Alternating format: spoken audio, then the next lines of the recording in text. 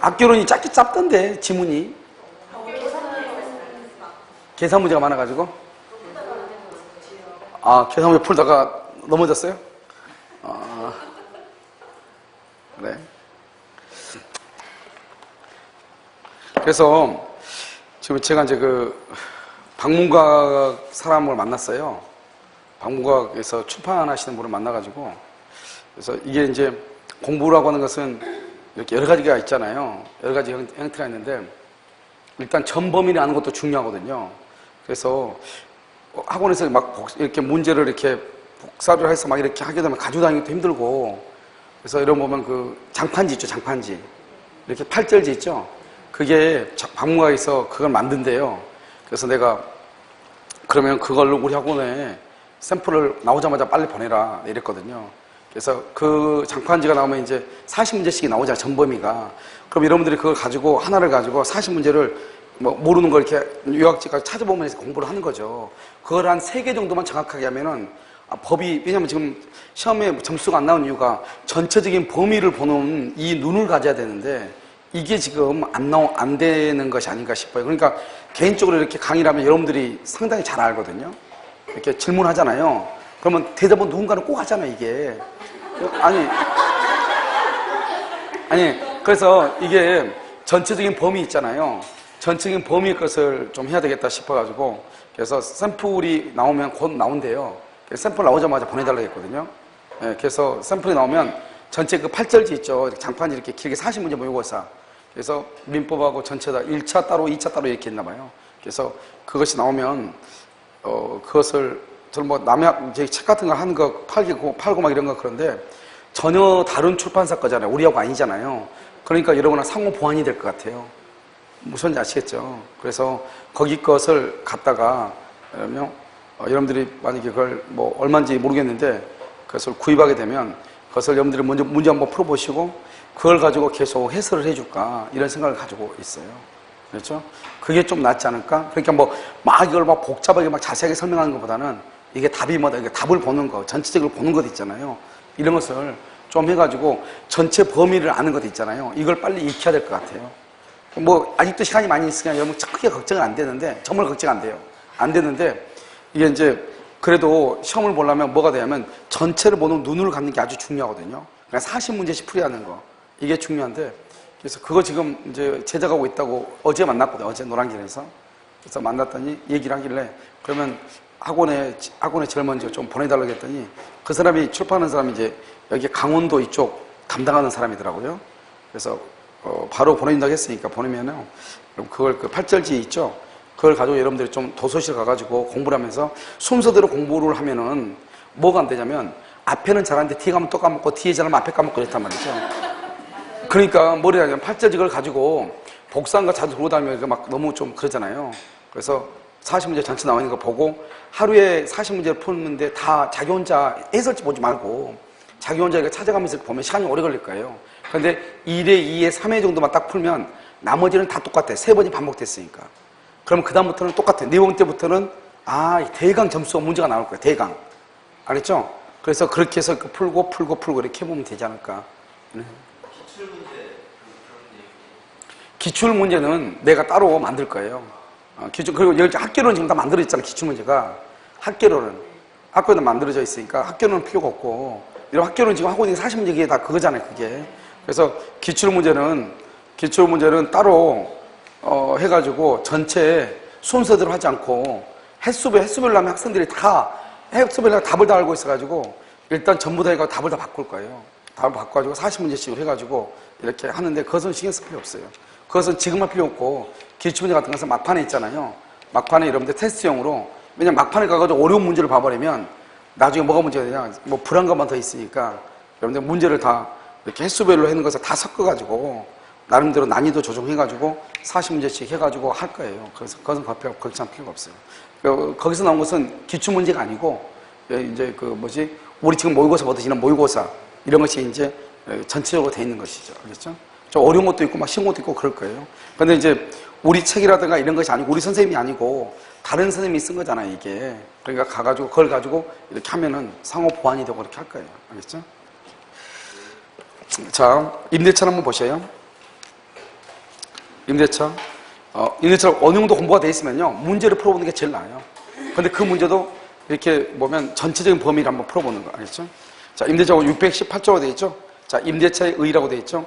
임대차는 당사자 일방이 임대인이죠? 상대방, 임차인에게 목적물을 사용, 소유하게 할 것을 약정하고, 상대방, 그러니까 봐봐. 임대인이요, 임차인한테 사용, 소유하게 해야 돼. 알겠죠? 사용, 소유하게 해야 된단 말이죠? 페이지 147페이지. 사용, 소유하게 할 것을 약정하고, 상대방이 이에 대하여 차임을 지급할 것. 차임이라고 되어 있죠? 보증금은 들어간다, 들어가지 않는다? 보증금은 있어도 되고 없어도 되죠? 차임을 지급할 것을 약정함으로써 효력이 생긴다. 이런 거 보면 농지의 임대차죠. 농지의 임대차는 예외적으로 가능하지만요, 농지에 대한 전세권은요, 그것은 안 돼요. 그래서 우리가 농지는 전세권을 보면 농지에 대한 전세권은 인정되지 않는다고 법조문에 딱 나와 있어요. 알겠죠?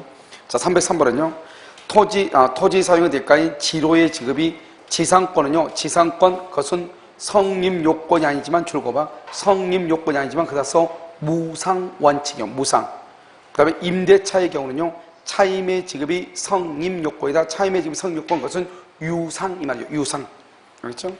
304번은요, 차임은 반드시 금전이어야 되는 것은 아니다. 알겠죠? 그 다음에 보증금의 수수는 임대차 계약이 뭐가 아니다? 성립 요건이 아니다. 보증금은 있어도 되고, 없어도 되고. 306번. 우리가 임대차 계약을 체결하려면요, 처분 권한을 갖고 있지 않아도 임대차 계약은 유효하게 성립한다. 우리가 이거 뭐죠? 타인 소유물에 대해서도 임대차 계약을 체결할 수 있죠? 중요한 것은 뭐죠? 반드시 임대인의 소유일 것을 조건을 했는데 임대인의 소유가 아니다. 그러면 착오나 사기를 요로할 수 있다. 취소할 수 있다. 이런 말이죠. 알겠죠? 619조. 619조는요, 그 정도 보시면 돼요. 한 번도 시험에 나온 적이 없는 지문이에요. 621조를 보세요. 임대차 등기죠. 부동산 임차인은 당사자 간의 반대 약정이 없으면, 언제든지 청구 아니에요. 언제든지 아니고 반대 약정이 없으면 임대차 등기 절차에 협력할 것을 말 수 있다. 청구할 수 있고, 만약에 등기를 하죠. 그럼 언제부터? 그때부터 제3자에 대하여 효력이 생긴다. 이것을 대항력이라고 한단 말이죠. 이렇게 임대차 등기가 되어 있죠. 그러면 임차권에 의해서 방해 제고와 방해 예방 청구권을 행사할 수 있는 거예요. 그러니까 만약에 임차인이요, 임차권 등기가 되어 있지 않죠? 그러면 임차인은 방해 제고와 방해 예방을 청구를 못해요. 그 다음에 맨 끝에 보면요, 임차물 반환 청구권이라 되어 있죠? 그 임차물 반환 청구권은 누가 하는 것이냐? 임대인이 해. 왜 임대인에게 반환 청구권이 인정되는가? 그것은 여러분요, 618조로 한번 봐봐. 618조로 보면 뭐라고 나와 있죠? 당사자 일방은, 임대인은 상대방에게 목적물을 사용 소유하게 할 것을 약정한다고 그랬죠? 그러니까 임차인이 사용 소유하게 해줘야 되는 사람 누구다? 임대인이거든요. 그러니까 만약에 제3자가 불법으로 점유하고 있죠? 그러면 임대인이 제3자한테 그것을 반환받아 가지고 임차인한테 줘야 된다 이 말이죠. 그러니까 반환 청구권은 누구한테 있다? 임대인에게 있고, 임차인은 방해 제고와 방해 예방 청구권을 행사하는데, 여기서 방해 제고와 방해 예방이라는 것은 무조건 행사하는 것이 아니고 뭐가 있어야 된다? 뭐가 있어야 돼? 등기. 알죠? 등기가 되어 있을 때 이런 말이죠. 자, 그 다음에 622조는요, 건물 소유를 목적으로 하는 토지 임대차는 이를 등기하지 않은 경우에도 임차인이 지상 건물을 등기하죠. 지상 건물을 등기하면 제3자에 대해서 뭐가 생긴다? 효력이 생긴다. 이런 봐봐. 이 말이 무슨 말이죠? 이거죠. 이렇게 갑이라는 사람의 토지 위에요, 여기 을이라는 사람이 임차인이죠. 이 임차인이요, 여기에다 이렇게 건물을 건축한다 이 말이죠. 을이요. 그러고 나서 을이 여기다가 등기를 하죠. 그러면 이 등기를 뭐로 본다? 임대차 등기로 봐준다. 기억나죠? 그래서 뭐가 있다? 아, 이거 오늘 안 했어요? 아, 임대차 안 했네? 죄송해요. 오늘 낮에, 오전 시간에 이걸 안 했네. 이게 갑이요. 갑이 있고 여기 을이 있죠. 우리가 주택은 전입신고하면 되잖아요. 그런데 토지는 전입신고할 수 없잖아요. 그러니까 이게 임차인인데, 그러면 어떻게 해야 돼요? 이 을은 갑한테 임차권 등기를 해달라고 해야 돼. 그러면 갑이 을한테 등기해줘야 되는데 우리나라 사람 안 해줘. 안 해주니까 주택의 경우는 전입신고하면 등기한 거가 똑같이 인정해줘. 토지의 경우는 을이 땅을 빌리고 여기다 을이 건물을 건축해. 그리고 이 건물에다가 을의 것이니까 보존 등기를 하죠. 이 등기하면 건물에 대한 등기를 임대차, 토지 임대차 등기로 봐줘. 그럼 만약에 여기가 2월 1일 임대차 계약 체결하고 3월 1일 건물을 신청하고 4월 1일 날 등기하죠? 그러면 4월 1일 날 임대차 등기가 있는 곳으로 봐주는 거예요. 무슨 말인지 알겠죠? 그래서 거기에 보면 임차인이 지상 건물을 등기하죠? 그러면 제3자에 대해서 뭐가 생긴다? 대항력이 생긴다. 이런 말이죠. 자, 그 다음 장이요. 그 다음에 307번 보면요. 임차권을 등기하죠? 임차권을 등기해도 물권이 되는 것은 아니고요. 임차권을 등기 줄 것이고 거기다 써 저당권 설정에 있어요. 임차권이 아무리 등기가 되어 있어도요. 거기다가 저당권 설정 못해요. 우리 시험에 나왔단 말이죠. 저당권 설정 된다 안 된다? 안 된다. 이런 말이죠. 자, 308번은요. 토지 임차인이 지상 건물을 등기하기 전 여기 봐봐 여기요. 토지 임차인이 3월 1일 날 건축하고요. 4월 1일 날 등기를 하기 전에 등기를 하기 전에요. 이 지금 토지가 정한테 이렇게 넘어갔다 말이에요. 정한테요. 그래서 여기요 3월 15일 날 먼저 아까 말했죠. 건물에다 등기하게 되면 이 등기한 때부터 대항력이 있다고 그랬죠. 그런데 건물을 건축하고 등기하기 전에 3월 15일 날 토지의 소유가 바뀌어. 그러면 이 사람이 먼저 소유권을 취득했으니까 먼저 대항력이 있죠. 그러니까요, 임차인은 토지 양수인한테 대항할 수 있다, 없다? 없다, 이 말이죠. 만약에 임차권 등기를 했어. 여기 건물에 대한 등기를 했어. 하고 나서 5월 1일 날 정합토로 등기가 되어 있다. 그러면 을은 정한테 말 수 있다, 대항할 수 있다, 이런 말이죠. 그래서 그걸 얘기하죠. 그래서 그러면 308번을 보면요. 토지 임차인이 지상 건물을 하기 전에 등기하기 전에 제3자가 그 토지에 관하여 물권 취득에 등기를 하죠. 그러면 제3자에 대해서 뭐 할 수 있다? 임대차의 효력이 있다, 없다? 없죠? 그럼 줄거봐. 한번 보면요. 지상 건물을 등기하기 전 줄거봐. 대항력 X 이 말이죠. 대항력이 지금 있어, 없어? 없죠? 그런데 토지가요, 제3자가 토지에 대해서 등기를 했다? 그러면 제3자가 더 빠르다 이 말이잖아요. 알겠죠? 그러니까 제3자에 대해서 임대차 효력이 있다, 없다? 없다. 309번요. 임차권을 등기하지 않았어. 그런데 불법 점유자가 있어. 그 불법 점유자에 대해서 임차권에게서 방해 배제 청권이 있다, 없다? 없단 말이야. 없다. 아까 말했잖아요. 등기하지 않는 경우는 안 된다고. 등기하지 아니한 경우 줄긋고 그다음 뭐라 쓰냐? 임대인의 권리를 대위 행사라고 써. 임대인의 권리를 대위 행사해야 된다 이 말이죠. 자, 310번이라고 되어 있나요? 건물 소유를 목적으로 한 토지 임대차를 등기하지 않았다. 임차인이 그 지상 건물에 무슨 등기를 한다? 보존 등기. 여기요? 건물을 보존 등기하죠? 그럼 거기서 또 뭐가 생긴다? 대항력이 생긴다. 이런 말이죠.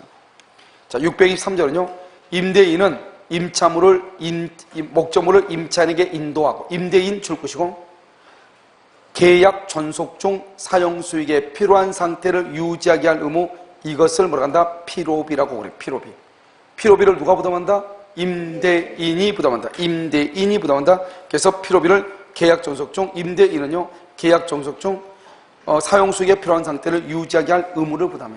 이때 임대인의 의무를 무슨 의무를 한다? 적극적 의무다. 이렇게. 바로 옆에 피로비 부담. 이렇게 피로비 부담에다 써. 그래서 뭐냐? 임차인은 피로비 청구 이 말이죠. 그래서 임차인은 피로비를 말 수 있다, 청구할 수 있다 이런 말이죠. 자, 그 다음에 311번 봐봐. 임대인은요 맨 끝에 계약 존속 중 사용 수익에 필요한 상태를 유지하게 할 의무까지 부담한다. 피로비를 부담한다 이 말이죠. 312는요 임차인의 줄과 특별한 용도를 위한 맨 끝에 의무까지는 없다. 만약에 임차인이요 사진관 영업을 하는데 내가요 임차인을 위해서 사진관 영업시설을 해줄 필요가 있다, 없다? 없다. 그래서 임차인의 특별한 용도 그것은 할 의무는 없다. 그 다음에 313은요 통상의 임대차 통상 그래서 임차인의 안전을 배려하거나 도난을 방지하는 등의 보호 의무까지는 부담하는 것은 아니지만 바로 옆에 숙박계약의 경우는 임차인 누구죠? 투숙객이죠? 투숙객의 안전을 배려할 뭐가 있다? 보호 의무가 있다. 이렇게. 알겠죠? 그러니까 숙박계약하고 일반적인 임대차하고 조심해야 되겠죠. 일반적인 임대차에서는 도난 방지 등의 의무가 있다, 없다? 없다. 624조요. 임대인이 보존에 필요한 행위를 하죠. 예를 들어서 이런 거죠.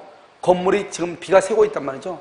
그럼 어떻게 해요? 수선 의무를 해야 되겠죠? 전번에 우리가 여기 사장님도 2층이요, 옥상이요, 비자 쓴다고 수선했잖아요. 그런데 우리가 강의한다고요? 올라오지 못하게 요 막아버리면 돼, 안 돼? 안 되죠. 그런 것을 얘기하죠. 보존에 필요한 행위할 때는 거절하지 못한다. 625조는요, 임대인이 임차인의 의사에 반하여 보존행위하죠. 그런데 보존행위는 보존행위인데 임차인의 의사에 반해서요. 예를 들어서 봐봐요. 우리가 수선하려면 어떻게 해야 돼요?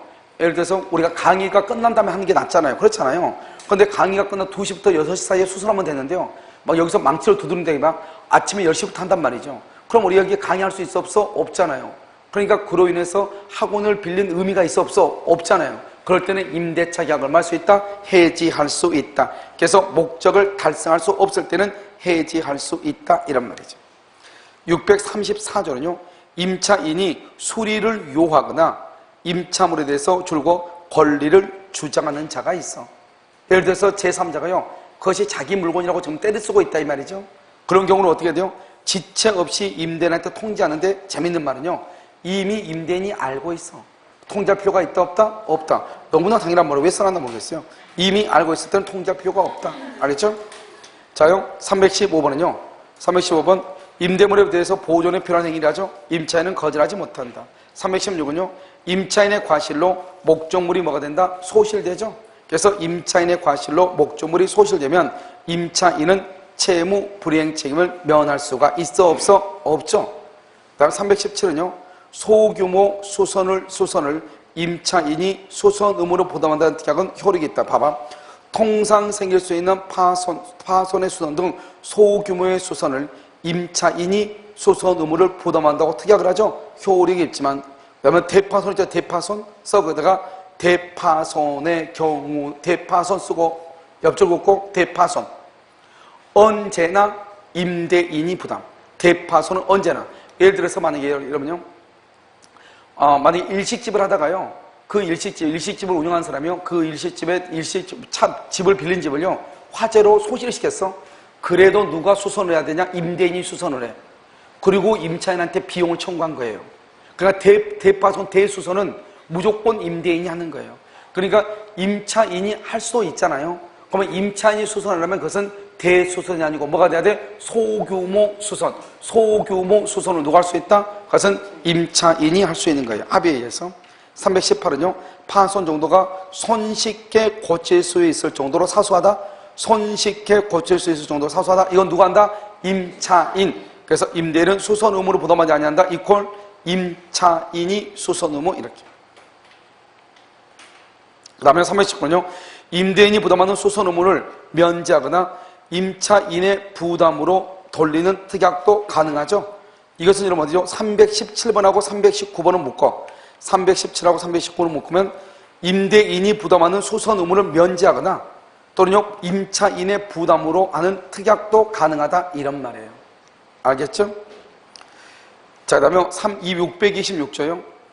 임차인의 비용상환청권이죠. 임차인이 임차물의 보존에 필요한 피로비를 지출하면 상환을 할 수 있다, 청구할 수 있다. 그러면 피로비의 상환을 청구한단 말은 피로비는 누가 부담한다? 임대인이 부담한다, 이 말이에요. 그래서 623조 제1항은요, 1항에다 동그라미하고 623조하고 연결, 이렇게요. 623조와 연결, 이렇게. 623조로 가면 임대인은요, 계약 존속 중 사용 수익에 필요한 상태를 유지할 의무를 부담하죠. 그 말이 바로 피로비를 부담한다, 이 말이거든요. 피로비를 부담하니까 626조 제1항에서 임차인이 피로비를 청구하는 거예요. 무슨 말인지 알겠죠? 자, 그다음에 2항은요, 임차인이 뭐를 지출한다? 유익비를 지출하죠. 그런 경우 임대인은요, 임대차가 종료 시 임대인을 뭐라 하냐? 회복자, 알겠죠? 임대차 종료 시 가액의 증가가 현존하죠. 지출한 금액 인하, 동그라미 인하가 아까 내가 뭐라고 했죠? 또는이라고 그랬죠. 또는 지출할 금액이나 증가액의 상환을 청구할 수 있다. 두 번째 조 끝에 이 경우 법원은 임대인의 청구에 의해서 상당한 상환 기간을 말 수 있다. 허여한다는 말이 허여. 변제기 유예, 이 말이죠. 변제기 유예. 변제기를 유예하죠. 그러니까 맨 끝에 뭐라 나왔죠? 유치권이 소멸하는 것이에요. 알겠죠? 자, 321번을 볼까요? 임차인의 비용상환, 이때 비용 동그라미 피로비 플러스 유익비죠. 아무 말 없으면 비용은 피로비하고 유익비를 얘기해요. 필요비 플러스 유익비를 얘기해요. 반환 후 몇 개월? 6개월. 320일은요. 임차인이 제출한 필요비는 계약이 뭐가 되기 전? 종료가 되기 전에 상환 청구 종료가 되기 전, 거기다가 종료가 되기 전 이퀄 지출 즉시 이 말이죠. 그 다음에 바로 밑에 필요비를 지출하죠. 즉시 청구할 수 있다. 자, 그다음 323 임차인은 필요비를 청구할 수 있다. 324 임대차 계약에서 임대인의 승인하에 목적물을 개촉하더라도 그 반환 전에 임차인이 줄곧 원상복구키로 한다. 원상복구한다. 원상복구한다 말이 무슨 말? 다 떼가겠다 이 말이죠. 이 말은 비용을 뭐 하겠다? 포기하겠다. 유익비 상환을 청구할 수 있다 없다? 없다 이퀄 비용 포기 이 말이죠. 이런 비용을 포기할 수 있다 없다? 있죠. 무슨 규정이다? 임의 규정이기 때문에요.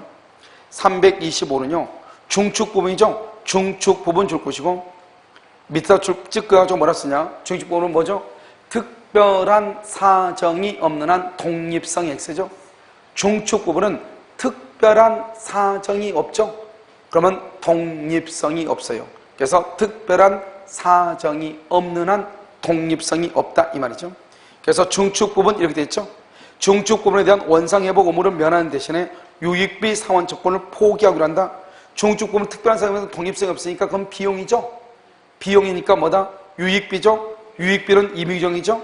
포기할 수 있죠. 그것은 유효이다 무효이다? 유효이죠. 그러니까 유효이니까 뭐를 못한다? 유치권이 안 되는 것이에요. 유치권. 그래서 여러분요 우리가 이렇게 얘기했잖아요. 우리가 기본 이론 시간에 뭐랬냐면 독립성이 있느냐 없느냐. 독립성이 지금 없죠. 독립성이 없다. 그럼 뭐가 없다? 뭐다? 부합이다. 그럼 뭐다? 구성부분이다. 구성부분이 무슨 문제다? 비용의 문제다. 비용 상환 청구, 비용 문제. 이 비용은 무슨 규정이다? 임의 규정이다. 임의 규정이니까 뭐 할 수 있다? 포기할 수 있다. 포기하고는 뭐가 안 된다? 유치권이 안 된다. 이렇게 하는 논리잖아요, 이게요. 그러니까 독립성이 없다, 구성 부분이다, 부합이다. 이것은 비용이란 말이고, 비용은 임의 규정이고 포기할 수 있고 유치권이 안 돼. 그러니까 이러면 어떡하죠? 중축한 부분 독립성이 없다 했거든요. 그러니까 그것을 뭐라냐? 다른 말로 비용은 이 말이죠. 임대인한테 준다 이 말이죠. 그럼 임대인한테 비용을 청구하지 않는다 이 말이죠. 그러니까 유치권이 없어지는 거죠. 알겠죠? 그 다음에 몇 번이죠? 326. 임대인이 임대 목적물을 반환받은 경우 필요비 청구는 그 목적물을 반환받은 날로부터 몇 개월? 6개월. 원칙적인 필요비는 뭐죠? 지출 즉시 청구할 수 있지만 반환받은 날도 몇 개월? 6개월. 둘 중에 하나죠? 자요, 327번은요. 임대차 계약의 당사자는 아래의 권리에 관하여 임차인에게 불리한 약정을 하더라도 인정되는 것 줄고 불리한 약정을 하더라도 효력이 인정되는 것 이퀄 여기 줄었죠? 거기다가 뭐라 쓰냐? 그것은요 임의 규정 임의 규정.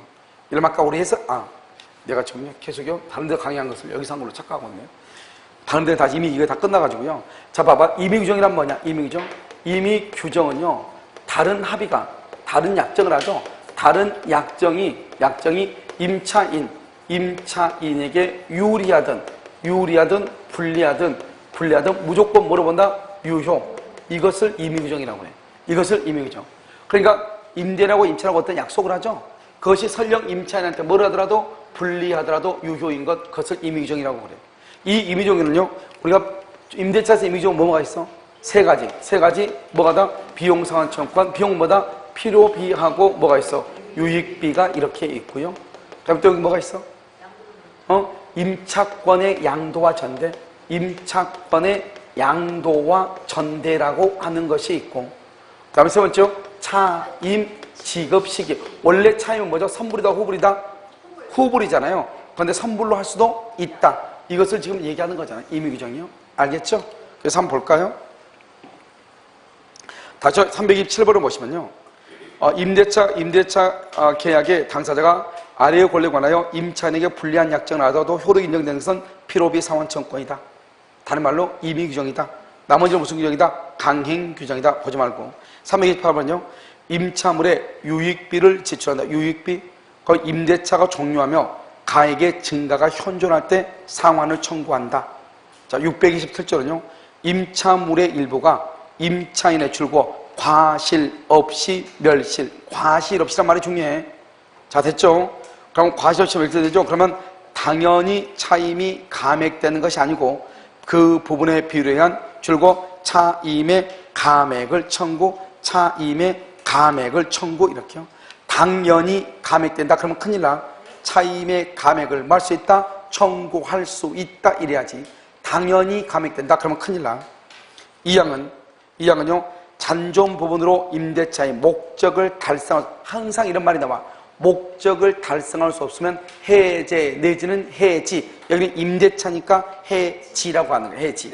만약에 매매 계약이면 뭐라고 한다? 해제라고 하는 것이죠. 우리 했었죠. 해지. 자, 차임 증감이죠. 그럼 청구권 앞에 지금 무슨 말이 있어? 증감 있죠. 증감. 이것을 형성권이라고 얘기하는 거예요. 형성권. 알겠죠? 임대물에 대한 공과 부담의 증감, 기타 경제사정의 변동으로 약정한 차임이 상당한 양액이 될 때 당사자는 장래에 대한 차임에 뭐를 청구할 수 있다? 증감을 청구할 수 있다. 증감. 그래서 차임의 이걸 뭐라 한다? 형성권이다. 이렇게 하죠. 329번을 보면요. 지상권의 경우에 치료 증감 청구권 똑같죠? 임대차에도 차임 증감 청구권. 330은요. 임대인이 재판상 청구한 차임 증액 청구가 상당하다고 인정된다. 차임 증액 청구가 상당? 그러면 증액의 효력은 청구시를 기준으로 발생한다. 맞아요? 틀려요? 자, 여기 봐. 여기 보라고. 이 말이 지금 무슨 말이냐면 봐봐. 여기 차임 증액 청구잖아요. 차임 증액 청구권 이렇게 되어 있잖아요. 청구권 앞에 무슨 말이 있어? 증액이란 말이 있잖아요. 그럼 이것을 우리는 뭐라 한다? 형성권이다. 이렇게 얘기하고 형성권. 형성권은 뭐라 한다? 일방적 의사표시라고 얘기하고 일방적 의사표시. 일방적이란 말이 무슨 말이다? 이것을 단독행위라고 얘기한다. 이런 말이죠. 단독행위. 그럼 일방적이란 말이 무슨 말이야? 일방적이란 말은 상대방의 뭐가 필요 없어? 상대방의 동의가 필요가 없다 이 말이죠. 그럼 봐봐. 증액이니까 이때 상대방 누굴 얘기해? 임차인을 얘기하는 거죠. 그러니까 만약에 임대인이 임차한테 1월 1일 있고 2월 1일 있고 3월 1일 있고 4월 1일 이렇게 있다고 해봐. 1월 1일 날 임차인이 임들한테요 100만 원에서 130만 원을 올려달라고 증액을 청구해. 그러면 임차인의 동의 없이요 당연히 1월 1일부터 차임이 100만 원에서 130만 원 증액이 되는 거예요. 그걸 일방적 의사표시라고 그래요. 그런데 임차인이 만약에 다퉈. 너무 비싼데? 다툴 수 있어 없어? 있잖아요. 그래가지고 임차인이 법원에 소송을 제기해서 조정을 좀 해달라고 그랬어. 너무 비싸다. 그래서 법원에서 4월 1일 조정이 내렸는데 115만 원으로 조정이 됐어. 그럼 어떻게 되냐? 그러면 4월 1일부터 115만이 되는 것이 아니고 우리가 차임 증액은 형성권으로서 일방적 의사표시니까 차임을 증액해 달라고 청구했을 때 언제부터? 1월 1일부터 115만 원이 되는 거예요. 알겠죠? 그러니까 어떡하냐? 일단 내가 100만 원인데 130원 올려달라니까 내가 지금 다투고 있죠? 다투고 있으면 그럼 어떡하냐? 다투고 있으면 여기서부터 얼마냐? 100만 원, 100만 원만 줘. 알겠죠? 여기서 결정이 나오죠? 그러면 이때부터 115만 원 줘. 그러면 여기서는 어때요? 115만 원, 115만 원, 115만 원인데 15만, 15만 원, 15만 원 아직 안 줬죠? 45만 원 한꺼번에 주면 되는 거예요. 다툴 때는. 알겠죠? 다투지도 않고 돈도 안 주면 차임 연체가 돼버려. 알겠죠? 그 다음에 만약에 차임 증액이 상당하다. 100만 원인데 110만 원 올려달라고 했다 이 말이죠. 그러면 상당하죠? 그럼 언제부터 그냥 110만 원이 된다? 증액을 청구했을 때부터. 왜? 일방적 의사표시. 상대방의 동의를 받지 않는 게 형성권이니까. 알겠죠? 그래서 그게 뭐냐면 차임 증액 청구가 상당하다고 얘기해요. 상당하다. 알겠죠? 그러면 언제부터? 청구할 때부터 얼마가 된다? 110만 원이 된다 이 말이죠. 629조. 629조 보면 양도와 전대라고 이렇게 처음 되어 있나요? 여러분 양도와 전대라고 되어 있죠? 양도와 전대 잠깐만요. 지금요 양도와 전대 제한이죠. 자, 임차인은 임대인의 동의 없이 양도나 전대하지 못한다. 무슨 말이죠? 만약에 동의 없이 양도하고 동의 없이 전대하죠? 그럼 뭐가 된다? 임차권을 해지할 수 있어. 이에 위반할 때는 임대인은 뭐 할 수 있다? 해지할 수 있다. 이런 말이죠. 자, 331번요. 임차권은 등기되어 있는 경우로 할지라도 임대인의 동의 없이는 양도 줄 것이고 전대할 수 없다. 자, 332번요. 지상권자는 타인에게 그 권리를 양도할 수 있다. 그러니까 지상권자는 타인에게 권리를 양도 거기까지 줄 것이고 써 거기다가 지상권, 양도, 금지, 특약은 무효. 지상권, 양도, 금지, 특약은 무효. 가로 열고 닫고 물권이라고 써. 지상권, 양도, 금지, 특약은 무효가 돼. 무효. 알겠죠? 그건 무효가 된단 말이죠. 그런데 임대차는요. 임대차는 임대인의 동의 없이 그 권리를 양도할 수 없다. 그래서 임차인은 동남해. 임차인은 그 옆에 임차인은 동남했어요. 가운데 보면 임대인의 동의 없이 돼 있잖아요. 임차인은 했죠? 거기다 써 계속적 채권관계. 임대차는요. 계속적 채권관계. 옆줄 긋고 상호 신뢰성. 계속적 채권관계에서 상호 신뢰성이 중요해. 임대차는. 왜요? 하루 이틀 사는 것이 아니고 몇 년 사니까.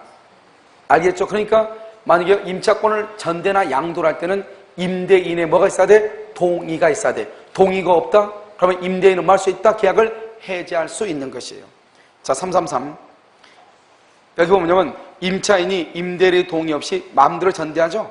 그러면 임대인은 임대차 계약을 해지하고 전차인에 대해서 줄고 전차인, 그래서 불법 점유자가 돼. 전차인에 대해서 소유권에 대한 물권적 청구권을 행사할 수가 있다 없다? 있다. 이렇게요. 여러분 여기 잠깐 설명을 잠깐 해야 돼요. 시간이 가더라도 봐봐 여기. 뭐 시간은 시간이고 갑이 있고 여기 을이 있죠? 갑이 이거 임대차죠? 임대차. 그러면 이 사람은 뭐냐? 이 사람을 임차인이라고 얘기해요. 이 사람은 뭐란다? 임대인이라고 얘기해. 이게 지금 시험에 나올 때가 됐어요. 알겠죠? 사례 문제로요. 전에는 시험에 안 났거든요. 20회 이후로요. 갑자기 시험에요. 자주 나와요. 그 전에는 뭐 한 7, 8년 동안 시험에 나온 적이 없어요. 알겠죠? 그래서 임차인이죠. 근데 이 사람이 이걸 병한테 이렇게 전대차를 주죠. 전대차. 그럼 이 사람은 뭐란다? 전대인이라고 하고요. 이 사람을 포대인이 아니에요. 전차인이라고 해요. 포대인은 어디서 많이 봤는데. 알겠죠? 어디 무협지에서 본 것 같은데요. 알겠죠? 자, 그 다음에 여기요. 전대차는 무조건 유효예요. 유효. 왜요? 임대차는 채권이죠. 특정인과 특정인, 특정은 특정이죠. 그러니까 이 갑이라는 사람이 동의를 하든 동의를 하지 않든 동의를 하면 어떻게 되느냐? 이 전차에는요. 갑이라는 사람한테 가서 대항할 수 있어. 내가 당신 집에 들어가서 잠을 잘 수 있겠다. 대항해. 이것을 우리는 뭐란다? 전차인을 뭐라냐? 적법 점유자다. 이렇게 얘기해. 적법 점유다. 이렇게요. 알겠죠? 그러면 만약에 동의가 있는 경우는 누구하고냐? 임대인하고 여기요. 전차인하고 이 두 가지의 관계가 중요해요.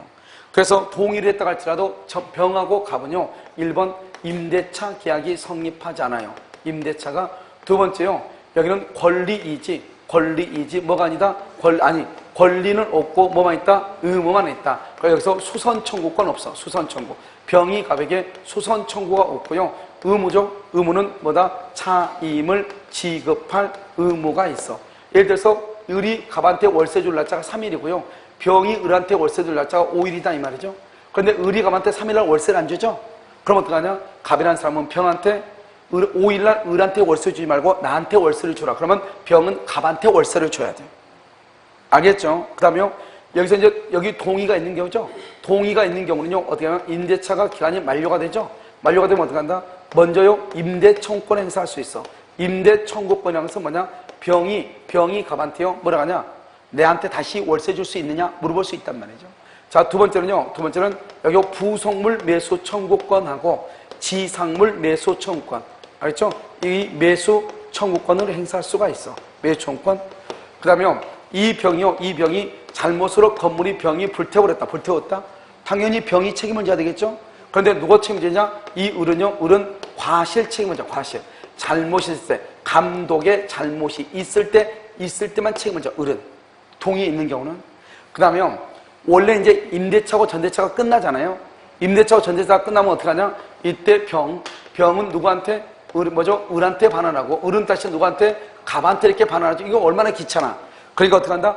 갑에서 직접 병에서 직접 갑 앞으로 바로 반환할 수 있어. 이렇게 반환할 수 있다 이 말이죠. 자, 그 다음에요. 여기요. 우리가 이제 여기요. 63 빌딩을 여기 보면 여기 이제 이게 갑이 매달려 있고요. 여기 을이 매달려 있고 여기 이렇게 병이 매달려 있죠. 이걸 임대차고 전대차란 말이죠.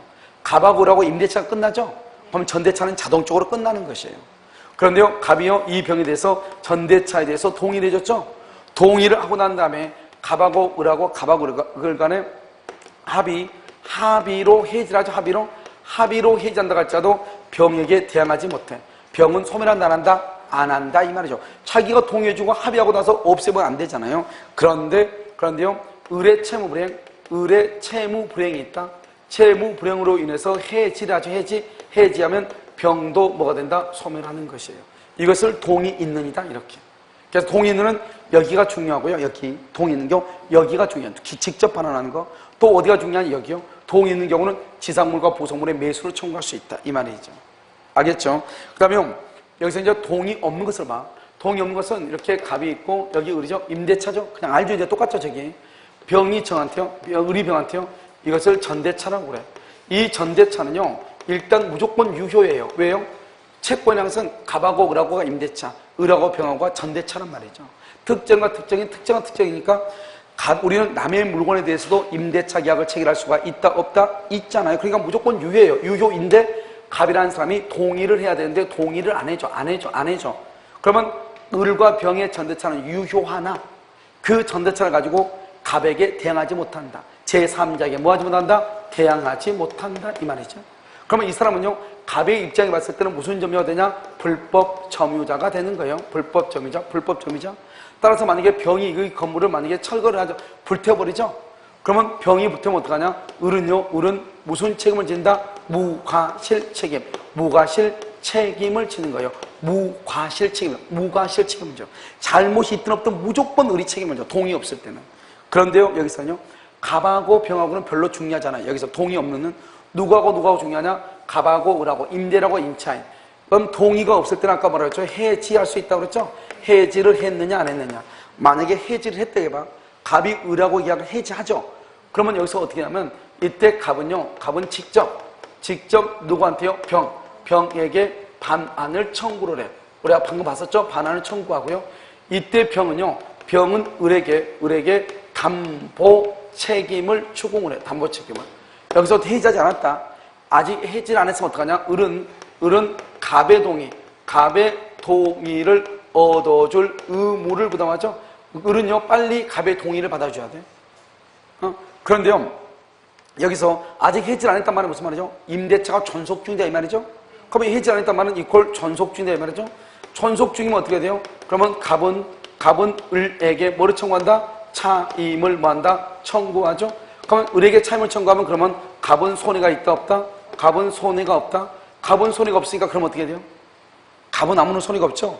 그러니까 만약에 이 갑이라는 사람은 갑은요 누구한테? 병에게 뭐를 청구할 수 없어? 손해배상을 청구할 수 있어 없어? 손해배상을 청구를 못해. 병은 병에게 손해배상 청구 못해. 그래서 동의 없는 전대차 가장 중요한 것은 이것이다. 손해배상은 뭐죠? 해지하지 않는 한 존속 중에는 절대로 병에게 불법 점유를 이유로 손해배상을 청구할 수 없다 이것이고, 그 다음에 동의가 없으면 원래는 대항을 못하죠. 동의가 없어도 대항할 수 있는 경우가 있다. 대항할 수 있는 경우, 그것은 어디까지냐? 그건 임대인에 대한 관계에서 배신적 행위가 아닐 때, 동의가 없이 했어도 그것이 임대인한테 배신적 행위가 아니야. 이 배신적 행위가 아니라는 것은 뭐다? 부부가 어떻게 공동으로 뭘 한다? 가구점을 경영을 했다 이 말이죠. 무슨 말이냐? 을하고 병이 부부예요. 이 두 사람이 갑이라는 사람의 집에서 가구점을 경영을 했거든요. 그런데요 이 을이 다른 데로 가면서 을이 병한테 전대차 계약서를 써주고 갔다 이 말이죠. 와이프한테요. 그러면 이 갑은요 부부가 공동으로 이 집에서 가구점을 경영해서 알고 있었잖아요. 그러니까 임대차 계약서가 을한테 있든 병한테 있든 문제가 된다 안 된다? 안 되죠. 갑은 을하고 병을 다 아는 거잖아요. 그러니까 설령 을이 갑한테 알리지 않고 병한테 썼다 하더라도, 알죠? 그것은 배신적 행위가 아니기 때문에 그것은 동의가 없다 할지라도 병은 갑에게 뭐 할 수 있다? 대항할 수 있다 이런 말이에요. 그래서 여기 이거다고 대항할 수 있다. 배신적이 아니라면 여기가 해지를 하지 않는 한 손해배상을 청구할 수 있다 없다. 이 두 가지가 가장 중요한 것이다 이런 말이죠. 알겠죠? 그래서 그럼요 333번을 보면 임차인이 임대인의 동의 없이 목적물을 전대를 하죠. 임대인은 임대차 계약을 해지하고 전차인에 대해서 소유권에 대한 물권적 청구를 행사할 수 있다. 이거 말이죠. 봐봐. 여기요 해지를 하죠. 여기 해지. 그러면 갑은요 병에게 반환 청구할 수 있다 이 말이죠. 334 동의 없이 전대하죠. 임차인과 전차인 사이의 전대차 계약은 동의 여부와 관계없이 일단 뭐다? 유효. 근데 유효한데 써 거기가 대항하지 못할 뿐이다. 대항하지 못할 뿐 이렇게. 유효한데 대항하지 못할 뿐이다 이란 말이죠. 자, 335. 임차인이 임대인의 동의 없이 목적물을 뭐란다? 전대하죠, 전대. 그러면 임대인은요, 직접 전차인에게 차임의 지급을 청구할 수 있다, 없다? 없다. 임대인은 직접 동그라미 써. 거기다 뭐라 쓰냐? 거기 뭐냐면, 임차인을 대위하여 청구. 직접은 안 되죠. 임차인을 대위하여 청구, 이렇게. 동의가 없으니까. 여기 봐봐. 동의 있을 때는 바로 청구하죠? 동의 없으니까. 336. 동의 없이 전대하죠? 임대차를 해지하지 않고 줄고, 해지하지 않고 줄고, 써, 거기다가, 써. 임차인에게 차임 청구. 임차인에게 차임 청구했어요? 이퀄 임대인은 손해 X. 임차인한테 차임을 청구하니까 임대인은 뭐가 없어? 손해가 없어. 따라서 전차인에게 불법 점유를 이유로 손해배상을 청구할 수 있다, 없다? 없다. 이게 아주 중요해. 알겠죠? 손해 청구할 수 없다. 자, 633조. 차임 지급 시기죠? 차임은 언제 차임을 지급하는가? 차임은요, 매월 말, 매년 말, 수확 후. 그러니까 선불이다, 후불이다. 맨 끝에 써. 임의규정이라고 써. 임의규정. 대표적인 임의규정이죠? 자, 그 다음에 337 보면 임차인은 보증금의 존재를 이유로 차임의 지급을 거절할 수 없다. 알겠죠? 그다 써. 뭐죠? 보증금에서 차임을 공제할 것인지는, 보증금에서 차임을 공제할 것인지는 임대인의 권리이지 의무가 아니다. 보증금에서 차임을 공제할 것인지는 임대인의 권리이지 의무 X, 의무가 아니다. 따라서 임차인은요, 보증금의 존재를 이유로 차임의 지급을 거절할 수 없어. 자, 635. 1항, 임대차 기간에 약정이 없을 때는, 약정이 없죠? 각 당사자는 언제든지 해지 통고를 해. 2항 봐봐. 상대방이 계약 해지의 통고를 받은 날부터 다음 각각의 기간이 지나면 해지의 효력이 생긴다. 1항이 뭐냐? 1호가 뭐냐? 1호. 토지, 건물, 기타 공작물은 부동산이죠? 임대인이 해지 통고하죠? 그러면 임대인이 통고했다는 것은 누가 통고를 받았다? 임차인이 통고를 받았다. 그럼 몇 개월? 6개월. 임차인이 통고를 했다. 그러면 누가 통고를 받았다? 임대인이 통고를 받았다. 말을 잘 받아야죠? 임대인이 통고하면 6개월, 임대인이 통고를 받으면 몇 개월? 1개월이라니까. 말을 잘해야 된다고. 그러니까 임대인이 통고했다 6개월, 임차인이 통고했다 1개월이란 말이죠. 알겠죠? 그런데 임차인이 통고하면 누가 받아? 임대인이 통고를 받았다 몇 개월? 1개월. 알겠죠? 그 말을 조심해. 동사는 며칠? 5일. 5일. 알겠죠? 자, 그 다음에 기간에 약정이 없는 임대차의 당사자가 해지를 통고하면 일정한 기간, 가로 묶어 일정한 기간 6개월, 1개월, 5일. 6개월, 1개월, 5일이 지난 후 효력이 생긴다. 알겠죠? 바로가 아니고 일정한 기간 이렇게. 자, 637조. 637조 시험에요. 가끔 이제 다른 시험에 좀 나오는데요. 이런 봐봐. 임차인이 파산 선고를 받죠? 이런 봐봐. 임차인이 파산 선고를 받았단 말이 무슨 말이에요? 월세를 지급할 능력이 된다, 안 된다? 안 된다, 안 된다? 그래서 임대차 계약을 해지하는 거예요. 알죠? 그런데 봐봐. 임차인이 파산 선고를 받았단 말이에요. 임차인이 일하다 사업하다 망했다 이 말이잖아요. 그것이 임차인이 임대인한테 잘못한 것은 아니잖아요. 그러니까 임대차 계약이 임차인의 파산 선고로 임대차 계약이 해지가 되면 손해배상을 청구를 못해. 손해배상 들고 봐. 손해배상 뭐가 있어야 돼? 귀책 사유 요함. 귀책 사유를 요해. 요함 써봐. 귀책 사유 요함. 옆줄 긋고. 파산 선고는 귀책 사유 X. 파산 선고는 귀책 사유가 아니란 말이죠. 무슨 말이겠죠? 그러니까 파산선고는 귀책 사유가 아니니까 해지할 수 뭐죠? 손해배상 청구할 수 있다 없다? 없다. 자, 638 1항 임대차 약정이 해지의 통고로 인하여 종료가 되죠. 그러면 임대물이 적법하게 전대해 줄 것이고, 적법하게 전대 바로 옆에 동이 있는 전대차. 여기 봐봐. 여기 봐봐. 동이 있는 전대차가 적법하게 전대가 됐다 이 말이죠. 그럼 여기 봐봐. 여기요. 여기 보면 이 갑에서 을하고 임대차고 을하고 병하고 전대차인데요. 동의를 해줬다 이 말이죠. 그런데 갑하고 을하고 합의로 해줬다. 합의로. 이건 지금 여기 얘기하죠. 전대됐을 때 뭐죠? 임대인은 전차인에 대해서 해지 사유를 그 사유를 뭐 하지 않으면 통지하지 않으면 뭐 할 수 없다? 대항하지 못한다 이 말이죠. 그래서 먼저 해지의 통고로 인해서 종료가 되죠. 임차인이요. 아무 어떤 이유로 인해서 해지가 되잖아요. 그러면 해지가 되면 합의 해지든 뭐든 해지가 되죠. 여기 봐봐. 합의 해지가 해지하죠. 그럼 바로 전차인이 바로 없어진 게 아니라니까. 전차인한테 뭐를 해? 통지를 해라 이 말이죠. 차임 연체 그럼 다르죠. 차임 연체 봐봐. 차임을 연체하죠. 채무 불행이죠. 채무 불행으로 갑하고 을하고 끝나죠. 그러면 을하고 병도 바로 뭐 한다? 바로 끝나죠. 그래서 그 뭐죠? 거물겠다 공저물의 임대차인은 임차인의 차임 연체액이 몇 기? 2기. 그러면 임대는 무조건 뭐 할 수, 임대는 무조건 뭐 한다? 해지. 그러면 전차권도 없어져. 알죠? 전대차도 소멸해. 계약을 해지하면 차임 연체로 전대차도 해제되고, 지상물 매수, 부속 매수 청구를 행사할 수 있다 없다? 없다. 이란 말이죠. 그 다음에 642점 보시면 되고, 자 밑에 봐요. 밑에 339조죠. 당사자가 약정을 한 경우 일기의 차임 연체, 일기 동그라미 일기 해지할 수가 없다. 왜요? 지금 일기 동그라미하고 임차인에게 분리, 임차인에게 분리해. 우리는 봐봐요. 강행 뭐죠? 임의 규정이 있다고 그랬죠. 뭐가 있어? 비용상환 청구권. 그다음에 임차권의 양도와 전대. 그다음에 차임 지급 시기. 이 세 가지는 임의 규정이고 나머지는 강행 규정이다. 이렇게 암기하라고 그랬죠. 그러면 지금 여기는 일기냐 이기냐 이것도 강행 규정이죠. 알겠죠? 그러면 강행 규정의 경우는 어떻게 돼요? 강행 규정은 임차인한테 불리하면 안 되죠? 그러니까 한 번 연차면 해지한다. 그러면 돼? 안 돼? 안 된다 이 말이죠. 알겠죠? 340 지상권은 몇 년이다? 2년 이상. 임차권은 몇 기다? 2기. 2년 이상. 2기 딱.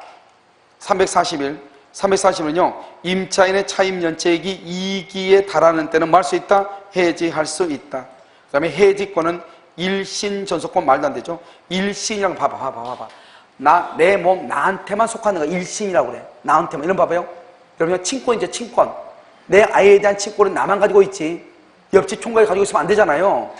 무슨 말이죠? 그걸 일신에 전속한다. 이렇게 일신에 전속한다. 알겠죠? 그런데 해지권은 뭐죠? 써봐. 그 해지권. 해지권 했어요? 그것은 상대방 있는 의사표시예요. 해지권은 상대방 있는 의사표시. 옆쪽 웃고 대리 가능해. 대리. 해지권은 형성권이죠. 대리가 가능하다고. 상대방 있는 의사표시. 의사표시 말로 하는 거니까 대리가 가능하다고. 알겠죠? 그러니까 반드시 내가 할 필요가 있다 없다? 없다. 343 임차권은 임차권, 보증금 반환 채권, 비용상환 청구권, 부속 매수 청구권 이것은 누구한테 인정된다? 임차인에게 인정되는 권리다. 계약의 해지권. 해지는 임대인이 할 수도 있고 임차인이 할 수도 있고 양자한테 다 인정되는 것이다 이 말이지. 그래서 시험에 뭐라고 나오냐? 시험에 얘기해요. 이사 때 나올 때 이렇게 나왔어. 임차인에만 인정되는 권리가 아닌 것은. 그래서 해지권이 정답이었다고. 알겠죠? 해지권은 누구한테 인정된다? 임대인에게도 인정된다. 임대인에게도. 알겠죠? 자, 639조 묵시의 갱신이라고 되어 있나요? 자, 보면 임대차 기간이 만료가 되죠? 만료가 되죠? 임차인 박스에 임차인 사용 수익을 계속해 계속. 임대인 박스에 이 일을 제기하지 않아. 이 일을 전 임대차와 동일한 조건으로 다시 갱신된 것으로 본다. 알겠죠? 그 다음에 2항 법정갱신이 되죠? 법정갱신이 되죠? 제3자가 제공한 담보는 기간의 만료로 인해서 소멸하는데 무엇은 소멸하지 않는다고 그랬죠? 무엇은 보증금은 소멸한다 안 한다? 안 한다. 뭐가 소멸한다? 제3자가 제공한 담보 동그라미. 담보는 뭐를 담보라고 그래? 질권하고 저당권을 담보라고 하죠. 이런 봐요. 이러면 지금 여러분들이 잘 몰랐어요. 공장이죠. 공장 같은 경우요 약 한 2,000평짜리 이렇게요 안산에서 이렇게 보니까 공장 같은 거 이렇게 보면은 이렇게 이런 임대료 있죠, 임대료. 임대료가 얼마가 나면 뭐 2,800, 3,800. 이러면 벤츠 있죠, 벤츠. 벤츠가 물류창고를 가지고 있거든요. 물류창고 가지고 있는데 그게 한 달에 월 임대료가 얼마냐면 한 뭐 4,800, 5,800인가 그럴 거예요. 한 달, 월. 그러니까 벤츠도 이제 뭐를 해야 되냐면 하도 이제 부속품 있잖아요. 이런 것 때문에 문제가 되기 때문에요. 그런 것들 가지고 이제 물류창고에 놔두는데 그게 그 창고 한 달 임대료가 뭐 4,800가 3,800, 5,800가 그렇다니까요. 그럼 생각해봐. 이거 1년 되면 바로 그냥 5억 날아가는 거잖아요. 그러니까 뭐냐. 만약에 이 사람이 임대료를 못 낼 가능성이 있잖아요. 그러니까 다른 사람한테 담보로 좀 잡아놔라 이렇게 할 수 있다고. 알겠죠? 그러니까 여러분 생각할 때 아니 월세 30만 원 냈는데 무슨 담보로 잡아? 그건 안 하죠 당연히. 여러분 공장 같은 경우 이제 앞으로 이제 여러분 기업도시 들어올 거 아니에요. 기업도시하고 이렇게 하고 나서 나중에 이제 공장 단지가 커지면 공장도 이제 임대하고 매매하고 이런 것이 이제 이루어진단 말이죠. 그럼 임대 같은 거 할 때 보면 공장 보통 뭐 1,000평, 2,000평 그러면 몇 천만 원씩이에요 임대료가요. 알겠죠? 그러면 그 임대료를 누가 감당하냐고. 혹시 이 사람이 감당을 못 할 수 있으니까 다른 사람한테 담보를 잡으라고 그래. 그것을 제3자가 제공한 담보라고 얘기하는 거예요. 무슨 말인지 알겠죠? 자, 그 다음에 345는요. 임대차가 묵시로 갱신이 되죠. 전대차에 대하여 제3자가 제공한 전 임대차에 대해서 제3자가 제공한 담보 원칙적으로 소멸하죠. 그런데 뭐는 소멸하지 않는다? 보증금은 원칙적으로 소멸하지 않는다. 346. 임토지 임대차가 묵시적으로 갱신이 되죠. 그러면 임대인과 임차인은 언제든지 뭐 할 수 있다? 해지할 수 있다. 언제든지 해지할 수 있다. 그러고 나서 몇 개월 다 써? 언제든지 해지 줄 것이고 6개월, 1개월, 5일 이렇게. 6개월, 1개월, 5일. 왜냐? 존속기간은 먼 걸로 본다? 정함이 없는 것으로 보냈기 때문에요. 여러분 여기서 잠깐 쉬었다가요. 다시 하도록 그렇게 했어요. 5분만 쉬었다가요. 알겠죠?